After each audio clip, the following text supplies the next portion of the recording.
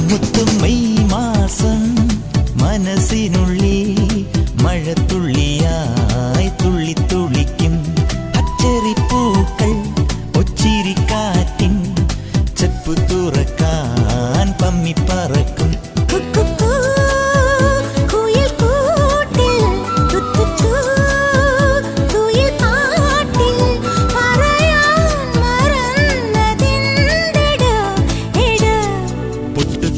May മാസം മനസ്സിനുള്ളിൽ മഴത്തുള്ളി